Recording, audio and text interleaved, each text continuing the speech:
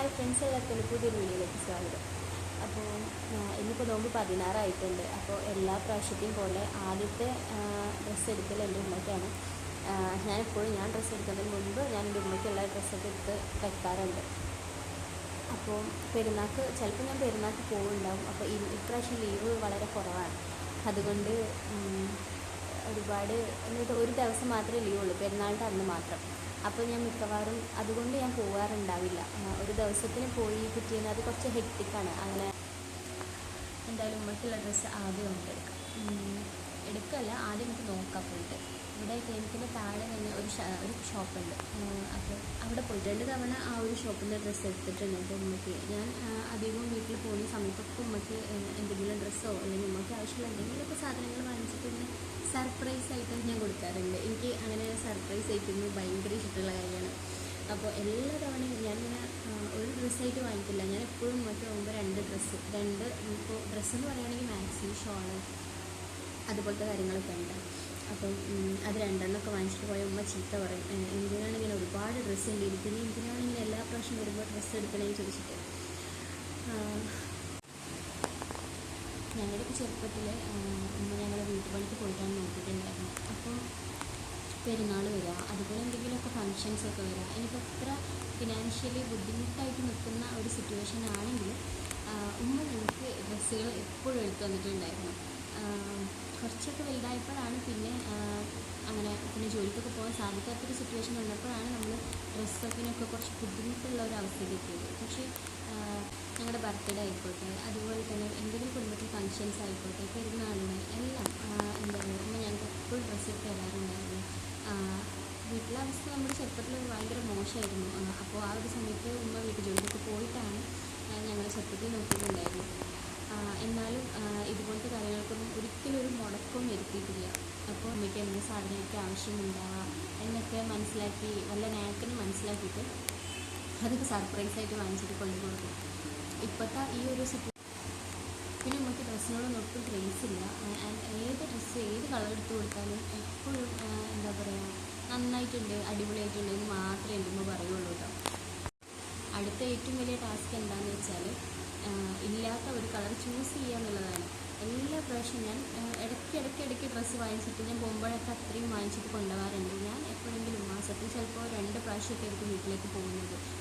ചിലപ്പോൾ ഒരു 3 ദിവസം നിൽക്കാൻ, അതല്ലെങ്കിൽ ഒരു ദിവസം നിന്നിട്ട് പിറ്റേന്ന് രാവിലെ തന്നെ ഇങ്ങോട്ട് തിരിച്ചു പോരുന്ന പോലെ ഞാൻ എപ്പോഴും ചെയ്യാറുള്ളത്. അപ്പോൾ ആ ഒരു പോക്കിലൊക്കെ എപ്പോഴും ഡ്രസ്സുകൾ ഇങ്ങനെ വാങ്ങിക്കുന്നത് കൊണ്ട് തന്നെ ഏത് കളർ ചൂസ് ചെയ്യണമെന്ന് ഭയങ്കര ഇതാണ്. കാരണം ഒരുവിധപ്പെട്ട എല്ലാ കളർ ഡ്രസ്സുകളും ഞാൻ ഉമ്മയ്ക്ക് വാങ്ങിച്ചു കൊടുത്തിട്ടുണ്ട്. പിന്നെ ഞാൻ മാത്രമല്ല, എൻ്റെ ബ്രദറും അതെ, ഉമ്മയുടെ ബർത്ത്ഡേ വരുന്ന സമയത്ത് ഒക്കെ ഞാൻ അധികം ചൂസ് ചെയ്യുക ഡ്രസ്സ് തന്നെയാണ് കേട്ടോ. അത് നമുക്ക് പെട്ടെന്ന് അവൈലബിൾ ആയിട്ടുള്ളത് നമ്മുടെ ഫിനാൻഷ്യൽ ഇതിനനുസരിച്ച് എനിക്ക് എപ്പോഴും കൊടുക്കാൻ വേണ്ടി സാധിക്കാറുള്ളത് ഡ്രസ്സുകൾ. കഥ പറഞ്ഞ് കുറേ സമയം പോയി. അപ്പോൾ നമുക്ക് എന്ത് ചെയ്യാം, നേരെ ഷോപ്പിലേക്ക് പോയി നോക്കാം. ഇപ്പോൾ എന്തായാലും ഇവിടെ വലിയ തിരക്കൊന്നുമില്ല. ജസ്റ്റ് ഒന്ന് പോയി അവിടെ എങ്ങനെ കളക്ഷനൊക്കെ ഉണ്ടെങ്കിൽ ഒരെണ്ണം എടുക്കുകയും ചെയ്യാം കേട്ടോ.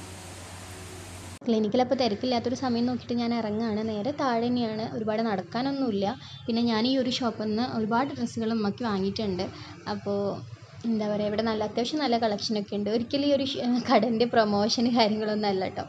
ഇങ്ങനെയൊക്കെ വീഡിയോസ് എടുക്കുമ്പോൾ സാധാരണ അങ്ങനെയാണല്ലോ ഉണ്ടാവുക. യൂട്യൂബേഴ്സും അതേപോലെ ഇൻഫ്ലുവൻസേഴ്സൊക്കെ വീഡിയോസ് എടുക്കാറ് അങ്ങനെയല്ലേ. അപ്പോൾ അതുകൊണ്ട് പറഞ്ഞതാണ്. അപ്പം അവിടെ ചെന്നപ്പോൾ ഒരുപാട് കളക്ഷൻസ് ഉണ്ട്.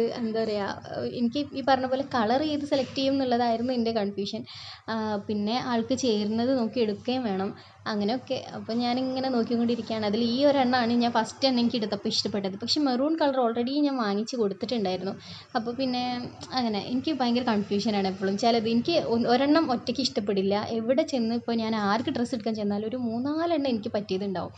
അപ്പോൾ അപ്പം ഞാൻ ഭയങ്കര കൺഫ്യൂഷനിലാണ്. പിന്നെ അപ്പോൾ എനിക്ക് ഭയങ്കര കൺഫ്യൂഷനായപ്പോൾ ഞാൻ പ്രഭുവിനോടും കൂടി ഒന്ന് വരാൻ പറഞ്ഞു. എന്നിട്ട് വെച്ച് നോക്കിയിട്ടൊക്കെ എടുക്കുകയാണ്. അങ്ങനെ എൻ്റെ കൂടെ എനിക്ക് എപ്പോഴും സെലക്ട് ചെയ്യാൻ ഒരാളും കൂടി പറഞ്ഞു തരുമ്പോഴാണ് എനിക്ക് ഇത്തിരി കൂടി സമാധാനം. ഞാൻ ഒറ്റയ്ക്കാകുമ്പോൾ ഞാൻ സത്യം പറഞ്ഞാൽ എനിക്ക് ഇഷ്ടപ്പെട്ടതൊക്കെ ഉണ്ടാവും, എന്നാലും എനിക്കൊരു കൺഫ്യൂഷൻ, അത് നന്നോ എന്നൊക്കെ പറഞ്ഞിട്ട്. പിന്നെ ഞാൻ അതൊക്കെ വാങ്ങിച്ച് കഴിഞ്ഞപ്പോൾ ഞാനൊരു അണ്ടർ സ്കേർട്ടും കൂടി നോക്കുകയാണ് കേട്ടോ. അപ്പോൾ ഇല്ലാത്തൊരു കളർ തന്നെ അങ്ങനെയൊക്കെ. അങ്ങനെ പിന്നെ ആ കടയിൽ ചേച്ചി ഞങ്ങളും ഭയങ്കര എന്താ പറയുക കമ്പനിയാണ്. എപ്പോഴും നമ്മൾ എന്തെങ്കിലും ചെറിയ ചെറിയ സാധനങ്ങൾ വാങ്ങാൻ, ഞാൻ മോനിക്ക് തന്നെ അടക്കം ഇവിടുന്ന് കുറേ ഡ്രസ്സുകളൊക്കെ വാങ്ങിച്ചിട്ടുണ്ട്. അപ്പം ഒരു കുഞ്ഞു കടയാണ് കേട്ടോ, മെഹന്തി കളക്ഷൻസ്. അപ്പോൾ ഈ ഒരു കാര്യങ്ങളൊക്കെ വാങ്ങിക്കുകയാണ്. പിന്നെ എനിക്ക് ഡ്രസ്സ് എടുക്കേണ്ടാവും മിക്കവാറും ഓൺലൈനായിട്ടായിരിക്കും. കാരണം എനിക്കിങ്ങനെ ഈ ഷോപ്പിൽ കിടന്ന് അവിടെ തിക്കി തിരക്കാൻ വയ്യ. അപ്പോൾ അങ്ങനെ ഞാനിതപ്പോൾ ഇങ്ങനെ ക്ലിനിക്കിലെത്തിയിട്ടുണ്ട്. അപ്പോഴാണ് ഡോക്ടറും വരുന്നത് കേട്ടോ. ഇപ്പോൾ നോമ്പായതുകൊണ്ട് ആൾ കുറച്ച് ലേറ്റായിട്ടാണ് വരാറുള്ളത്. ജസ്റ്റ് നോക്കാമെന്ന് പറഞ്ഞ് പോയതാണ്, പക്ഷെ അവിടെ കണ്ടപ്പോൾ എനിക്ക് ഇഷ്ടപ്പെട്ടു. അപ്പോൾ ഇനി എന്തായാലും ഒരു ഇങ്ങനെ മാക്സി ഷോള് സെറ്റ് വരുന്ന അങ്ങനത്തെ ഒരെണ്ണം എന്തായാലും എടുക്കണം വിചാരിക്കുന്നത്. അവിടെ കണ്ടപ്പോൾ എനിക്ക് ഇഷ്ടമായി, പക്ഷെ എൻ്റെ കളർ എനിക്ക് ഇഷ്ടപ്പെട്ടില്ല. അപ്പോൾ വേറെ ഒരു കൊണ്ടുവരാമെന്ന് പറഞ്ഞിട്ടുണ്ട്. അപ്പം അതൊക്കെയാണ് ഈ ഒരു വീഡിയോയിലുള്ളത്. അപ്പോൾ ഈ ഒരു വീഡിയോ എല്ലാവർക്കും ഇഷ്ടപ്പെട്ടെന്ന് വിശ്വസിക്കുകയാണ്. അപ്പോൾ ഇഷ്ടപ്പെട്ടെങ്കിൽ എൻ്റെ ചാനൽ മറക്കാതെ സബ്സ്ക്രൈബ് ചെയ്യുക. അപ്പോൾ നമുക്ക് ഇതുപോലത്തെ വേറെ വീഡിയോയിൽ കാണാം. അതായിരിക്കും.